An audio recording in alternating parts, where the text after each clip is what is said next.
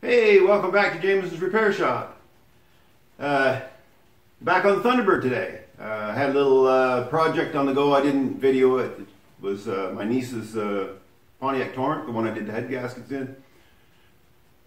She had got clipped on the front end, so her front clip was ripped off, so I had to put that back on. I'll show a picture.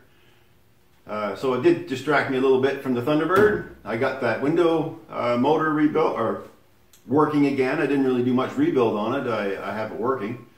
And I'm waiting for the parts for the drive gear. Once I get the drive gear, those torque pucks, I'll do a short video on how to install them. And I want to thank Nick, Vintage Thunderbird Repair again. He's been very helpful with those particular ones, and he's been helpful with everything, but he pointed out that the pucks I made were too loose in their spot, their resting spot. They need to be snug in there, so there's no give. So when I get that done, I'll do a little short clip on how to put them in, if anyone's interested. And if they're not, I'll still probably do a short clip on how to put them in. But anyway, today on this job here, now that I've got this inner wheelhouse extension welded in, this whole area is very rigid now. And I have this clamped on, but what I'm going to do is drill some holes through here. I don't know if you can see me or not, but through the outer wheelhouse extension into the inner, and put clecos in so I don't lose it, and then capture these two things too. Another thing that needs to get done here, and Nick and George both mentioned it. This is the tab, this right here, if you can see that, hopefully you can. This little tab that's on here, this is where the jack, or the tire iron, wheel wrench, goes down, and the end of it sits in there where the nut would go on the wheel wrench. So when it's mounted in its jack holder, which this is, and this spring here, I had a question on the spring, and it life of me, I can't remember who said it, but that spring is to hold the jack and the wheel wrench in place. But this tab needs to be there to hold the socket end of the wheel wrench in resting position. So that'll have to get done. And this one's in good shape, so hey, just cut it off and weld it on. Not a big deal. But I have to do it. So with this here, this rear panel, I'm going to try to take this panel out, completely out, and with it will come this piece. And on the other side of this car, because it's in much better shape than the passenger side, the driver's side I mean, there's a really clear pattern on how it looks. Now it's reversed, but I can still use all that information to recreate this piece right here. And this one's in pretty bad shape, so I'm thinking I am most likely going to have to build this whole thing new, and probably the panel that's in here, this rear panel, is going to have to be built new too. But I'm going to get them out and see what they look like. Also, George from Michigan, service technician, he had a little conversation with me and through Gmail that he suggested I take this rear valance right off and put some holes in. He used on his, he said he used sheet metal screws, but I have the clecos, so it'll all be good.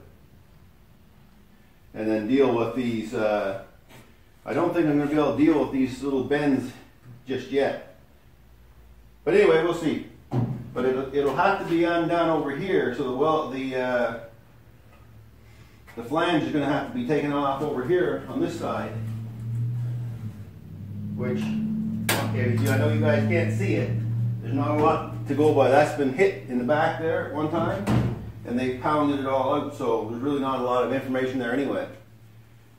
So that's what I'm going to do in this video. I'm going to try to get these things done in this video. This part here, I have no idea how long it's going to take. I'm going to go after the spot welds up from the top here on this one. And I have the Blair spot weld cutters, so I'm going to use those because I want to keep this as neat as I can. Though, in saying that, when I took the wire wheel on this, I found holes in this part too. So this upper drip tray, or the weather stripping area, or trunk seal rather, trunk seal lip, it needs some small repairs. Looks like right in this area here. Anyway, I've got the spot welds all exposed, so Alright, let's get at her. I've got a punch. Now you'll wonder, that's a strange looking punch. That's probably because it's not really a punch. What that is, that's an injector needle out of an MAK engine. One of those big power generation engines. We had them at a mine I worked at in the Arctic. We were self-sufficient. And they would change out the needles when they got worn enough. And they make a wonderful punch. Now, highly unlikely most people are going to find one of these laying around. But I have one. And they never seem to go dull. I have to, when you get one, you just have to grind. There's a little top on it. You have to grind it flat. That's all. But that's what I'm doing. So just giving a little counter punch on these, just to so the drill bit doesn't fly around. Because I'm trying to save as much of this as I can. And I went looking for my spot welder kit. Found the kit and the bits. Can't find the attachment for them that goes in the drill. I'll keep looking, but I'm sure if I do this job or go buy another one, I'll find it right away. But until then, I'm stuck with something else. I think Morgan brought that up about his in his latest video about the ring compressor. He knows he has one, but he can't find it. And I go through that same thing over and over. And you go buy a new one, and then you find the other one every day after. Anyway, I'm going to continue on with this, and I'm going to keep looking for that spot welder attachment, and we'll start getting this done. I went and drilled these all out, and I just went and drilled them right out. I said, well, I got to fix it anyway, so I may as well just fix it. I got some of them down in here, but I'm taking the valance off right now, the rock guard rear valance. So I drilled a couple of Cleco holes first in each bracket, and I decided to go right in. I said, well, what if there's rust underneath those brackets? There's been rust everywhere else on this car. So I just took the brackets off, a couple of Clecos in. So those are disconnected now and just mounted on Clecos. And now I'm over here, I'm going to take this, cut this flange off. So I think I'm just going to come in with the zip cut and just cut along there and take whatever I can get off. Trying not to take the flange from the valance because it's in good shape, but the other ones need to be replaced. So basically cutting the flange off the inner wheelhouse extension and also the quarter panel. So that's what I'm doing. It's coming. Doesn't take very long. I've been at it now for probably 3/4 of an hour, mostly looking for tools. And then over here, this should come off with the if I got all the spot welds. If not, I'll get them. This should come off with that panel right here. Alright, we'll see what she looks like when we're done. Could be anything. There we go, one rear valance off. Rock guard, I think that's what it's also called. That's what George mentioned it at. So let's just take you in and see underneath where it was. And like most of this car, in the middle of this car that is, it's in really good shape. So it's just like the trunk, everything is all in good shape in this part, which is good. It's nice to get a break from some of the rust. I mean, there's obviously on the edges, there's a spot there, I'm pretty sure, just the same as there was over here, there was a spot. But now I have this rear rock guard off. I can actually see everything. It had to come off anyway.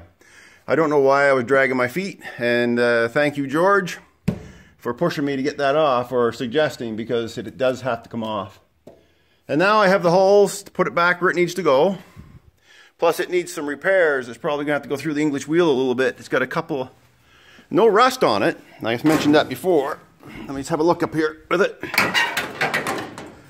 Like it's pretty much rust free. It's actually not even beat up bad. I'm not sure why they put filler in. I guess there was a little ripple. Yeah, there was a little bending right here. But man, the rest of it's in nice shape. It might have got crinkled. Like you can see a little crinkle there.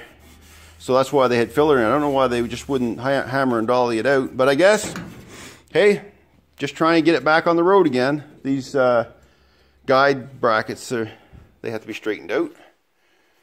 And I thought, when I saw these, that this little nib here was a bend, but they aren't. Those are actually supposed to be in it, according to what I see on, I was looking at one that was factory original. And there's, as far as I know, now I could be wrong, maybe that one got damaged too. But definitely some work that needs to be done right there. But other than that, there's not much needs to go on with that valve except rust. I'm going to clean it up and repaint it, primer and paint. Alright, so get back to the job at hand, which is this. So now, after taking that off, it leaves me wide open there. Perfect. Thanks again, George. Been very helpful. Oh yeah, before I go, this is the one I was telling you that's intact. Like this side again, like most of the stuff on this side compared to the other side is in much better shape. So I have this kind of as a guide. I know it's reversed, but it's still a guide. I won't be taking it out. I may take this bracket off, but I'm not sure. Again, this is all just play it by ear stuff. There she is. Got that piece off. Didn't beat it up too bad. So it's pretty much intact. I didn't beat the flanges all up, so I have some good template material to work with, but it was pretty thin. You can see underneath there. This would have been the one that joined up into here, like this. So it was all hidden, like so. So that's good, I got that. I'm sure I can work with that quite well. Lots of seam sealer. Surprise, surprise. Wow, this car probably weighed 200 pounds more just in seam sealer. But I guess it was needed. I wonder if it made it worse. That's only my question. Seems like the places that the seam sealer was, it's rusted worse than anywhere else. Anyhow, this piece here will have to be fixed as well. Small job, but there's good metal pretty close at hand. And then, like I said earlier, up here, this drip rail, gasket seal area needs to be fixed.